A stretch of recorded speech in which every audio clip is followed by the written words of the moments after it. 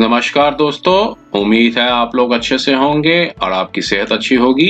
अगर आपने मेरे कुछ वीडियोस देखे हैं, अगर आपको पसंद आए हैं तो कृपया उन्हें लाइक कर दीजिए और इस चैनल को सब्सक्राइब कर दीजिए ताकि समय समय पर आपके समक्ष नए नए वीडियोस आते रहें। तो दोस्तों, आज हम का जो टॉपिक है वीडियो बनाने का वो है लिमिटेशन एक्ट 1963 के ऊपर। तो दोस्तों, आज हम इस टॉपिक पे जो कुछ महत्वपूर्ण सेक्शंस हैं और जो केसेस से संबंधित है, जो रेलेवेंट केसेस से संबंधित है, उन पे थोड़ा सा गौर करेंगे। और जो खासकर 498A 125 डोमेस्टिक वायलेंस या फिर कोई कंज्यूमर केसेस हुए, चाहे फिर कोई ट्राइब्यूनल के केसेस हुए, कोई भी केसेस होते हैं तो सब में एक लिमिटेशन की जो तय सीमा है वो निर्धारित की गई है। अगर कोई भी व्यक्ति तय सीमा के बाद केस फाइल करता है तो उसका जो पिटीशन है, एप्लीकेशन है, वो डिसमिस कर दी जाती है इसी ग्राउंड पे कि या आपने पीरियड ऑफ लिमिटेशंस के बाद जो है ये केस फाइल किया गया है। तो थोड़ा सा इम्पोर्टेंट रेलेवेंट सेक्शंस हैं, क्या क्या कहते हैं।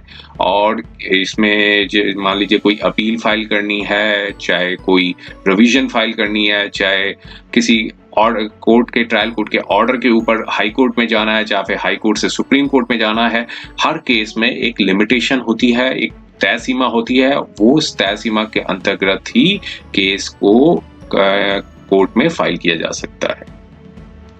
दोस्तों, ये लिमिटेशन एक्ट बनाने से पहले ये चीज मानी गई है कि हर व्यक्ति को कानून की जानकारी होनी चाहिए, होती है। अगर कोई व्यक्ति जो है अपने अधिकारों के ऊपर सोया हुआ है, मतलब वो अपने राइट्स के ऊपर जो है वो स्लीप कर रहा है, स्लीपिंग ओवर हिज राइट्स कर रहा है, तो कानून भी ये समझता है कि वो आदमी जो है, व्यक्ति जो है, वो सीरियस नहीं है अपने अधिकारों के प्रति, और इसलिए वो अपने फाइट करने के राइट्स भी साथ में खो देता है। और साथ में ये भी बात है, मानी जाती है कि चाहे वो अक्यूज्ड हो, उसको भी इनडेफिनेट पीरियड ऑफ टाइम तक हरासमेंट करने का भी किसी व्यक्ति को कोई अधिकार नहीं बनता है। और साथ में विटनेसेस होते हैं, उनकी भी मेमोरी समय के अनुसार कमजोर पड़ जाती है। तो इसलिए लिमिटेशन एक्ट इसलिए बनाया गया है कि हर व्यक्ति तय सीमा के पीरियड ऑफ लिमिटेशन के अंतर्गत ही अपना जो राइट्स है वो अवेल कर सके और केस इंस्टीट्यूट कर सके।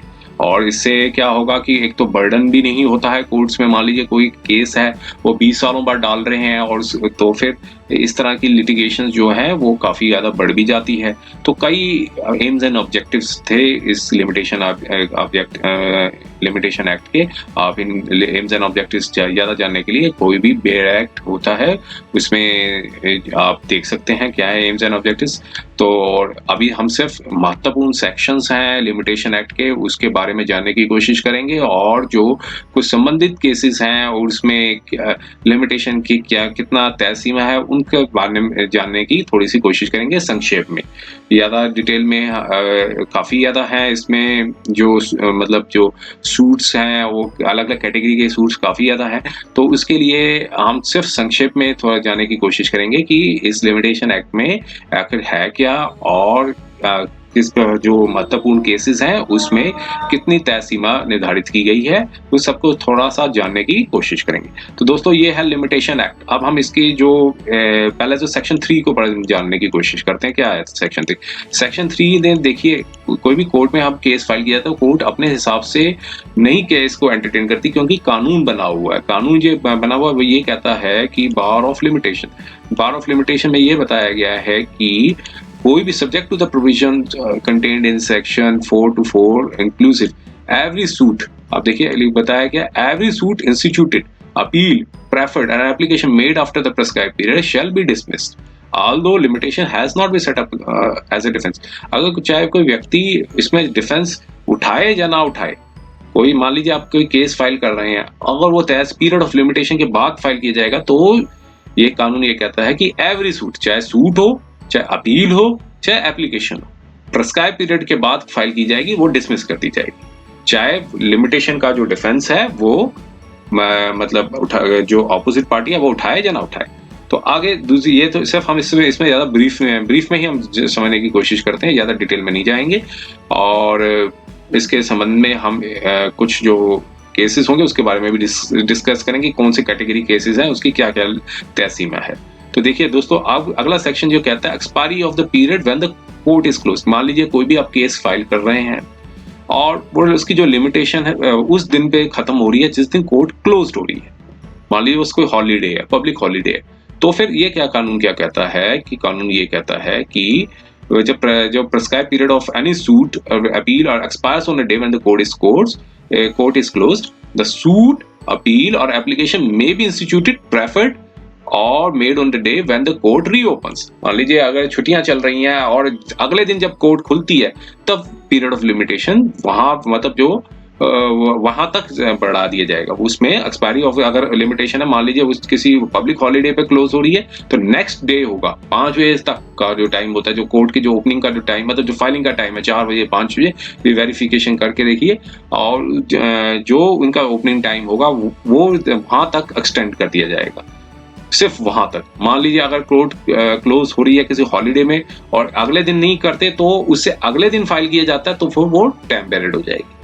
तो इसलिए इमीडिएटली नेक्स्ट डे जब भी कोर्ट ओपन होती है तो लिमिटेशन मतलब जो एक्सपायरी जो पीरियड ऑफ लिमिटेशन होगा वो वहां तक से एक्सटेंड हो जाएगा जब मतलब जो जिस दिन कोर्ट ओपन होती है। अब ये देखिए आगे ये बताया extension of the prescribe period in certain cases.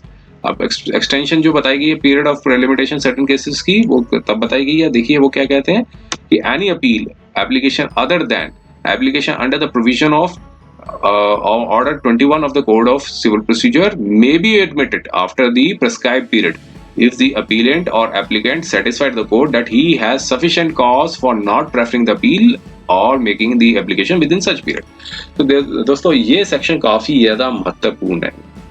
कई बार कैसे होता है कि जो भी तय सीमा के अंतर्गत केस नहीं फाइल किया जाता है तो उसके तय सीमा के बाद कोई कुछ दिनों का डिले हो गया है, तो एक सेक्शन 5 की जो लिमिटेशन एक्ट की जो एप्लीकेशन है जो कहती है कंडोनेशन ऑफ डिले, वो जरूर फाइल करनी चाहिए। तो उस एप्लीकेशन में ये ग्राउंड जरूर रेज करना चाहिए कि उसमें कोर्ट को सेटिस्फाइड करना है कि applicant satisfied the court that he has the sufficient cause for not preferring the appeal or making the application within such period। तो जो भी कारण है, जो सफिशिएंट कॉज को कई कारण हो सकते हैं, डिजास्टर हो गया, बीमारी हो गई, या कोई बंद हो गया, या फिर लॉकडाउन हो गया, जो कोई भी सफिशिएंट कारण हो सकते हैं, जो हॉस्पिटलाइजेशन हो गया, जब कोई घर में कोई ऐसी ट्रेजेडी हो गई, तो ये कारण अपनी एप्लीकेशन में बताइए जिससे कोर्ट जो है वो अब इन इट्स डिस्क्रिप्शन में वो जो है और प्रेस्क्राइब पीरियड जो है एक्सटेंशन जो है वो अवार्ड कर देगा। अब दोस्तों ये है सुप्रीम कोर्ट की कई जजमेंट्स भी आई हुई हैं। उस जजमेंट्स में ये कहा गया कि ऐसे केसेस में लिबरल अप्रोच यूज करनी चाहिए। मान लीजिए अगर डिले जो है, देखिए डिले भी दो तरीके के होते हैं, एक ऑर्डिनेट डिले होता है और एक इनऑर्डिनेट डिले होता है। ऑर्डिनेट डिले जैसे है 5 days, 7 days, 10 days, 15 days, 20 days, तो ये सारे जो डेज हैं वो ऑर्डिनेट डिलेज, क्योंकि इतना एक्सेप्ट करती है कोर्ट कि हाँ डे टू डे लाइफ काफी ज्यादा हेक्टिक होती है और काफी ज्यादा प्रॉब्लम्स भी होती हैं लोगों को, तो वो हर डे का एक्सप्लेनेशन बताने की उसको जरूरत नहीं है ऑर्डिनेट डिले में। कि मान लीजिए 15 दिन का डिले हो गया, 20 दिन का डिले हो गया, 25 दिन का डिले हो गया, तो ये सब ऑर्डिनेट डिले के अंदर आता है। तो इसमें कोर्ट को डायरेक्शंस दी गई हैं माननीय सुप्रीम कोर्ट ने कि ऐसे केसेस में लिबरल अप्रोच यूज की जाए। अगर लेकिन कई बार ऐसे भी देखने को आता है कि कई ट्राइब्यूनल्स ऐसे होते हैं जो 7 दिन 8 दिन के बेसिस पे भी 20-25 दिन के डिले के बेसिस पे भी डिसमिस कर देते हैं, जो कि वो अगर रेशियो ऑफ प्रिंसिपल्स अगर वो सुप्रीम कोर्ट की जो जजमेंट्स देखी जाएंगी तो उस केस में वो एप्लीकेबल उन पर भी होता है और उनको भी जो है अगर नहीं करते हैं तो फिर इस ग्राउंड पे अपील भी की जा सकती है। अगर कोई सबऑर्डिनेट कोर्ट है वो कंडोनेशन ऑफ डिले नहीं देती है और ऑर्डिनेट डिले के ग्राउंड्स पे अगर रिजेक्ट कर दी जाती है तो फिर अपील की जा सकती है, जिससे मैटर को रिमांड किया जाता है, फिर से दोबारा से मेरिट्स पे सुनने को कहा जाता है। तो इसलिए कुछ जजमेंट्स भी हैं सेक्शन 5 की। अगर आपको पसंद आए तो मुझे कमेंट बॉक्स पे जरूर लिख दीजिएगा, मैं उन जजमेंट्स को दूसरे वीडियो में आपके साथ डिस्कस करूंगा। तो दोस्तों ये था कि ऑर्डिनेट डिले में कि जब कोई सफिशिएंट कॉज बता दिए जाए तो कोर्ट जो है इन इट्स डिस्क्रिप्शन मतलब जुडिशियल डिस्क्रिप्शन, यानी कि डिस्क्रिमिनेट मतलब कोई एक कुछ केसेस में अलाउ कर दिया, कुछ केसेस में डिसअलाउ कर दिया, तो इस केसेस में जो है वो जुडिशियल डिस्क्रिशन जो है वो दिया जाना चाहिए।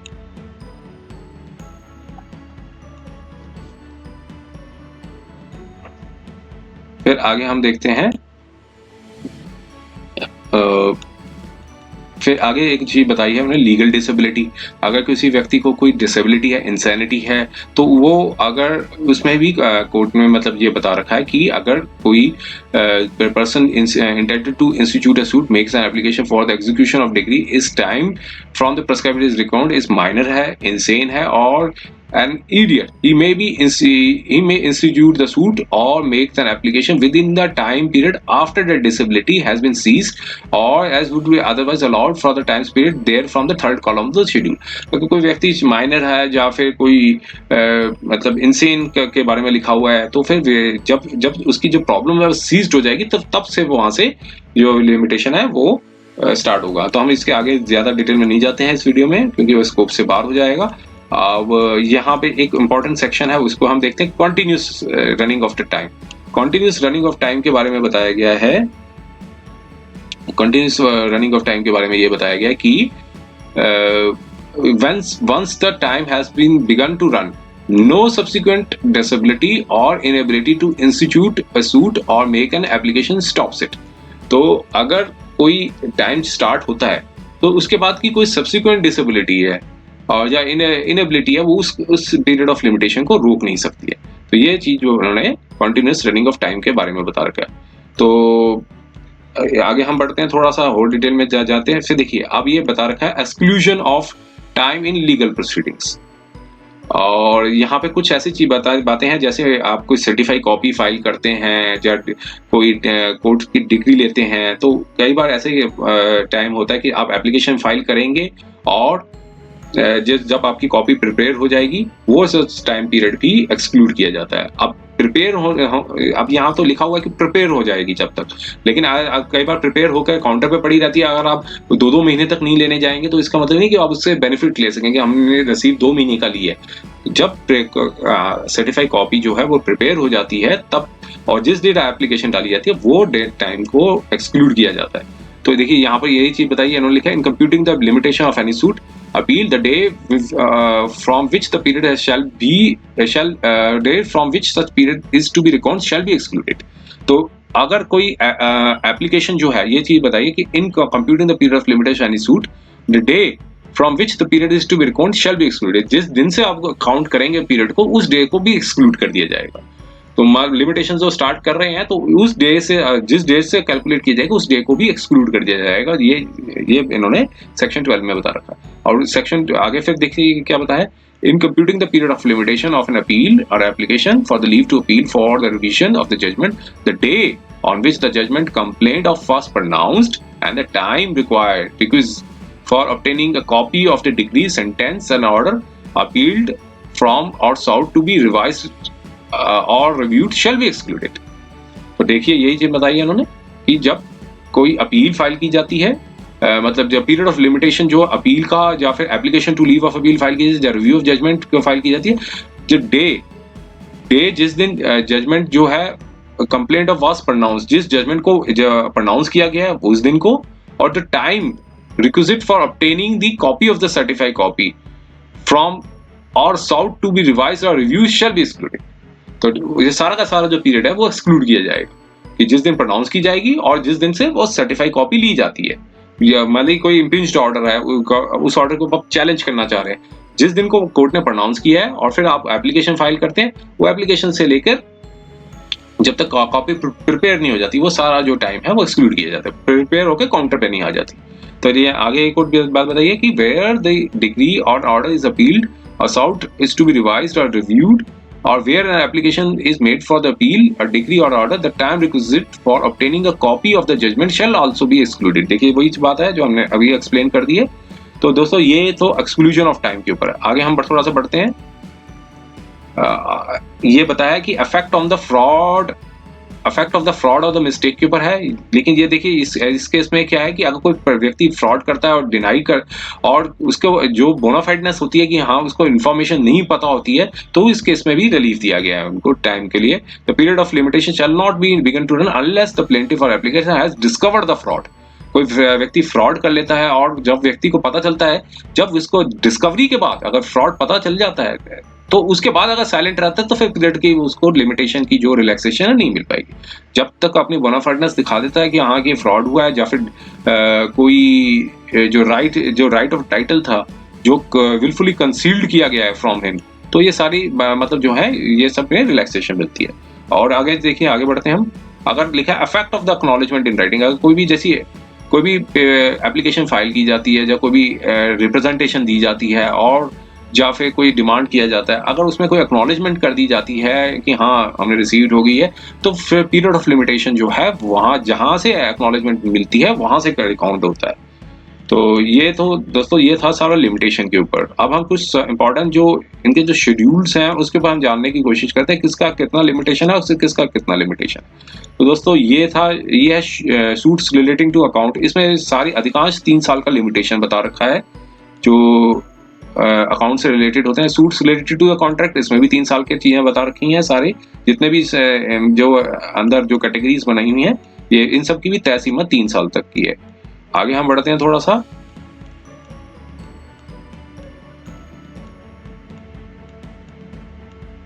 अच्छा, अब देखिए दोस्तों, डिक्लेरेशन के बारे में बता रखा है। जो भी सूट्स रिलेटेड टू डिक्लेरेशन है उसकी भी सारे केसेस की जो तय सीमा वो 3 साल बता रखी है। 3 साल 3 साल 3 साल।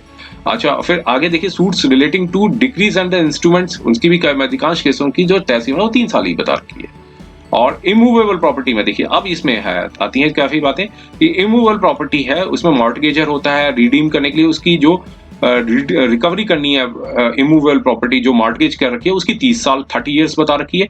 और रिकवर ऑफ द पोजेशन, जो पोजेशन लेनी है प्रॉपर्टी जो मॉर्टगेज की हुई है, and after transferred by the mortgagor for the valuable consider, उसके बाद अगर किसी को ट्रांसफर कर दिया उसकी भी जो तय सीमा जो है 12 साल बता रखी है।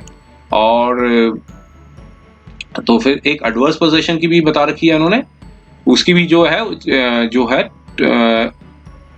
12 इयर्स बता रखी है। Where the position of the movable property is based on the title, movable title, इसकी भी तय सीमा है वो 12 साल है। एडवर्स पोजीशन के बाद एक काफी मतलब आजकल एक जजमेंट भी आई थी माननीय सुप्रीम कोर्ट की। अगर आपको पसंद है तो कमेंट बॉक्स में लिख दीजिएगा, तो उस जजमेंट के बारे में भी हम कभी डिस्कस करेंगे तो किसी अन्य वीडियो में। तो इसमें भी बता रखा है कि जो एडवर्स पोजीशन जो होती है प्लेंटिफ की जो राइट होता है वो 12 साल तक का ही होता है। तो आगे हम बढ़ते हैं इसके ऊपर। अब देखिए, मूवेबल प्रॉपर्टी है उसकी भी तय सीमा जो बता रखी है वो अधिकांश केसेस की 3 साल बता रखी है। अब देखिए टॉर्ट्स का, ये यहाँ पे आती है। कई बार ऐसे है कि आप मैलिशियस प्रोसिक्यूशन है, अगर आपके ऊपर झूठा केस लगा दिया है, आप उसके ऊपर भी एक आपके फाइट करने का राइट है। जब कोई 498 से बरी हो गए और आप डैमेजेस क्लेम करना चाहते हैं तो उसकी जो तय सीमा है वो 1 साल बता रखी है। अब ये देखिए, यहाँ लिखा है for composition of the false improvement 1 साल है। For composition of the malicious prosecution, जिसमें कोई किसी ने झूठा केस लगाया है और उसके बाद अब एक्विटल हो गया है, आपके पास एक्विटल ऑर्डर आ गया, तो उसकी जो तय सीमा है वो 1 ईयर है। अब इसमें एक इंपॉर्टेंट पॉइंट को देखिए, ये लिखा है where the plaintiff is acquitted और the prosecution is otherwise terminated. तो दोस्तों एक जजमेंट आई है माननीय दिल्ली हाई कोर्ट की, वो आपको किसी अन्य वीडियो में हम डिस्कस करेंगे। अगर वो पसंद आए तो आप उसको कमेंट बॉक्स में जरूर लिख दीजिएगा, क्योंकि अपील भी फाइल की जाती है। आप इसमें भी एक कंट्रोवर्सी हुई थी काफी ज्यादा, मतलब जो ओपिनियंस में डिफरेंस आए थे। कई स्टेट्स की हाई कोर्ट्स कहती थी कि जो लिमिटेशन है वो सिर्फ जहां से एक्विटल हो जाए वहां से ही काउंट किया जाता है, लेकिन कई कोर्ट्स ने जो खासकर दिल्ली हाई कोर्ट की एक जजमेंट आई हुई है वो उसमें बता रखा है कि अगर अपील फाइल कर दी जाती है तो पीरियड ऑफ लिमिटेशन जो है वो अपील की जो डिस्पोजल होती है वहां तक मतलब एक्सटेंड हो जाता है, क्योंकि ऑर्डर जो होता है क्विटल का वो मर्ज्ड हो जाता है वो अपीलेट कोर्ट में। तो ये हम किसी अन्य वीडियो में आपके साथ डिस्कस करेंगे। तो आगे हम सिर्फ महत्वपूर्ण बातों के ऊपर, मतलब महत्वपूर्ण केसेस के से संबंधित है उस पर हम जाते हैं। दोस्तों आगे फिर ट्रस्ट रिलेटेड प्रॉपर्टी है, 12 इयर्स की बता रखी है। और मिसलेनियस मैटर पे हम देखते हैं थोड़ा सा। तो मिसलेनियस मैटर में ये देखिए, ये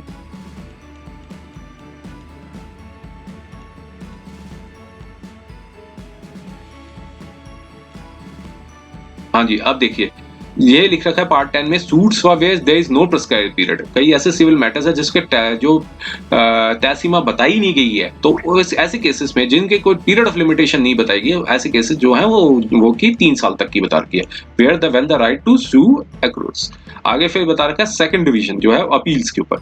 अब देखिए, appeal from the order of acquittal, जो भी ऑर्डर ऑफ एक्विटल होगा उसकी जो तय सीमा जो बता रखी है वो बता रखी है 90 डेज। अगर 90 डेज के बाद कोई आपके ऊपर कोई अपील फाइल करता है, मान लीजिए आप 498 का केस है जब और कोई क्रिमिनल मैटर है, उस पर आप बरी हो चुके हैं और उसके बाद मान लीजिए 1 साल को बाद कोई फाइल कर रहा है, 7-8 महीने बाद फाइल कर रहा है, तो ये लिमिटेशन का एक ग्राउंड उठा सकते हैं, क्योंकि तय सीमा जो बता रखी है वो 90 डेज बता रखी है, the date on which the order appealed from.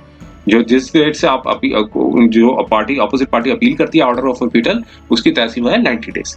आगे लिखा है कि ये देखिए old code of criminal procedure का बता रखा है, क्योंकि एक्ट जो बना था 1963 में बना था, तो कोड ऑफ क्रिमिनल प्रोसीजर जो आया है वो 1973 में जो नया आया है, जो अब जो चल रहा है, इससे पहले 1898 का जो चल रहा था। तो दोस्तों आगे बढ़ते हैं हम थोड़ा सा आगे। देखिए फ्रॉम लिखा है under the code of criminal procedure from the sentence of the death or which the court of session or high court in the original in the exercise of original jurisdiction, ये 30 days को बता रखा है। और from any other sentence, देखिए अगर मान लीजिए कोई कन्विक्शन हो जाती है, फ्रॉम एनी अदर सेंटेंस और any order not being an order of the acquittal, कोई मान लीजिए कोई छोटे केस में किसी को सजा दे दी गई, तो उसकी जो तय सीमा है, मतलब मान लीजिए अगर सेशन कोर्ट ने किसी को सजा दे दी और वो हाई कोर्ट में अपील करना चाहते हैं, तो उसकी जो तय सीमा जो बता रखी है आगे 60 डेज की बता रखी है, the date of the sentence और द ऑर्डर। और टू एनी अदर कोर्ट, मान लीजिए कोई सेशन कोर्ट में अगर अपील मजिस्ट्रेट कोर्ट ने दे दी है कोई सेंटेंस, तो फिर उसकी जो तय सीमा है वो 30 डेज है। तो 30 डेज के अंदर ही आपको अपील, मान लीजिए कोई छोटी सेंटेंस दे दी जाती है कुछ 1 महीने की या 2 महीने की, तो 30 डेज का तय सीमा बता रखी है। इस तय सीमा के अंदर ही जो पीरियड ऑफ लिमिटेशन है 30 डेज के अंदर ही आप जो है अपनी सेंटेंस को चैलेंज कर सकते हैं। आगे हम बढ़ते हैं under the code of criminal procedure. अब कोई भी डिग्री है code of criminal civil procedure की, तो अगर हाई कोर्ट में अगर आप उसे चैलेंज कर रहे हैं तो उसकी 90 डेज है।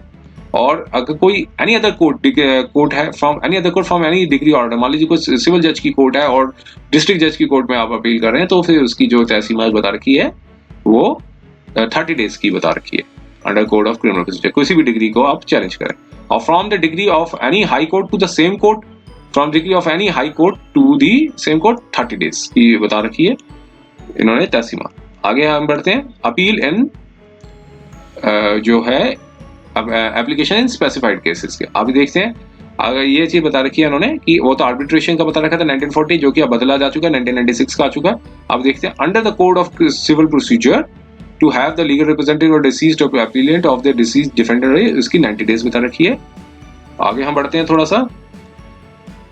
हाँ जी, अब ये देखिए 123 के अंदर जो आर्टिकल 123 ये कहता है to set aside the degree passed ex parte or to rehear an appeal degree or heard ex parte। मान लीजिए कोई ex parte ऑर्डर आ जाता है तो उसकी जो तय सीमा 30 डेज बता रखी है। ये आगे फिर देखिए डिस्क्रिप्शन को भी ध्यान से देखिए, द डेट और द डिग्री और where the summon of the notice was not duly served when the applicant has knowledge of the degree. मान लीजिए कोई अगर सर्व, उस केस में 30 दिन बता रखी है कि समन वगैरह जो है अगर पार्टी को मिले नहीं है, मतलब एप्लीकेंट को मिले नहीं है जो चैलेंज कर रहे हैं उसको, और अगर पता चल गया है कि हाँ डिग्री उनके अगेंस्ट गई है, जिस डे को उनको नॉलेज होती है, मान लीजिए किसी भी सोर्स से उनको नॉलेज हो जाती है, जब कोई पार्टी कोई अपोजिट पार्टी ही घर भेज देती है, जिस डे से आपको नॉलेज होती है वहां की जो तय सीमा है वहां से स्टार्ट होगी, फ्रॉम द डेट जिस डेट से आपको नॉलेज में आई है आपकी, तो उस डेट से लेकर 30 डेज तक का समय होगा कि एक्स पार्टी डिग्री को सेट असाइड किया जाए।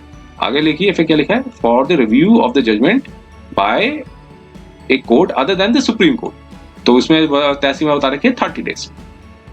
The date of the degree of the order, the date of the degree of the order, review अगर कोई रिव्यू कराना है जजमेंट का by the court other than the supreme court, उसकी भी 30 डेज बता रखी है। और आगे बढ़ते हैं हम set aside the sale execution, आगे बढ़ते हैं हम इसमें।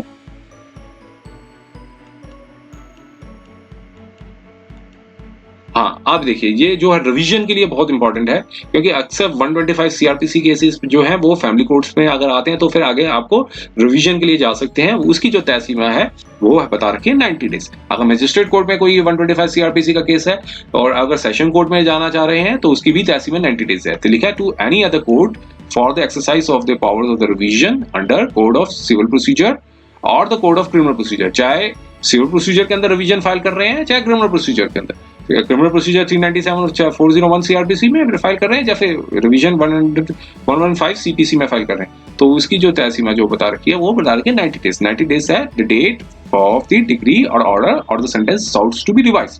तो अगर कोई मान लीजिए अपील का राइट्स खत्म हो गए हैं और मान लीजिए अपील ऑलरेडी डिसमिस हो गया फिर आगे रिवीजन फाइल करना चाह रहे हैं तो उसके लिए भी तय सीमा जो है वो 90 डेज की बता रखी है।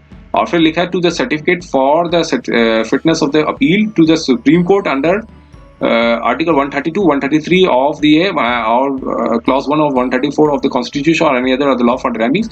अगर सर्टिफिकेट लेना चाह रहे हैं कोर्ट से, हाई कोर्ट से, और सर्टिफिकेट लेने के बाद अपील करते हैं तो उसकी जो तय सीमा बता रखी है 60 डेज बता रखी है सुप्रीम कोर्ट में फाइल करने के लिए after receiving of the certificate from the high court.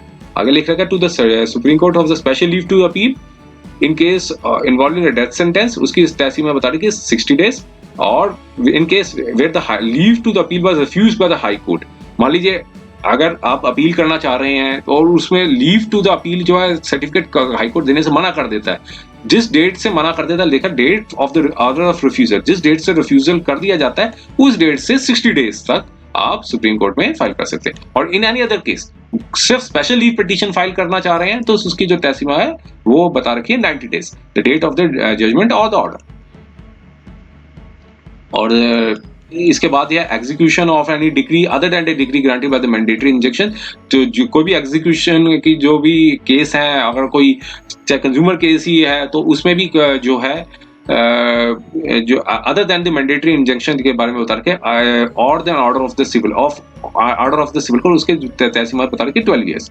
और साथ में लिख रखा है कि any other application for which no limitation is provided elsewhere in this division, उसकी 3 साल बता रखी है। तो एग्जीक्यूशन ऑफ एनी डिग्री है वो 12 ईयर्स बता रखी है। और जो for any other application for which no period of limitation is provided elsewhere in this division, तो 3 ईयर्स बता रखी है। तो कंज्यूमर कोर्ट का जो है उसकी एग्जीक्यूशन जो नया जो लॉ एक्ट आया है उसका आप ध्यान से देखिए उसमें कौन सा प्रोविजंस के अंदर आया हुआ है। लेकिन जो अगर एग्जीक्यूशन जो डिग्री है अगर इसमें भी एक अलग से एक बार वीडियो बनाएंगे, अगर आपकी कोई डिमांड होगी तो हम उसको कमेंट बॉक्स में जरूर लिख दीजिएगा कि अगर एग्जीक्यूशन और डिग्री है इस कंज्यूमर कोर्ट की तो कितनी होनी चाहिए। तो इसमें भी कई जजमेंट्स आई थी, कईयों ने 3 ईयर्स का बता रखा था और कईयों ने 12 ईयर्स का बता रखा था। तो इसकी जजमेंट को अच्छे से एनालाइज करेंगे और उसके बाद ही हम कुछ बता पाएंगे इसमें कि कितना होना चाहिए एग्जीक्यूशन का। लेकिन वैसे यही चीज बताएगी कि एनी अदर पीरियड की लिमिटेशन नहीं प्रिस्क्राइब की हो तो उसकी 3 ईयर्स है। तो दोस्तों कि ये था लिमिटेशन एक्ट के बारे में। उम्मीद है ये काफी ज्ञानवर्धक रहा होगा, काफी ब्रीफ मैं बताने की कोशिश की है इसमें। और अगर आपको ये वीडियो पसंद आया तो कृपया से लाइक कर दीजिएगा और इस चैनल को सब्सक्राइब कर दीजिएगा ताकि समय समय पर आपके समक्ष नए नए वीडियोस आते रहें। समय देने के लिए बहुत बहुत धन्यवाद।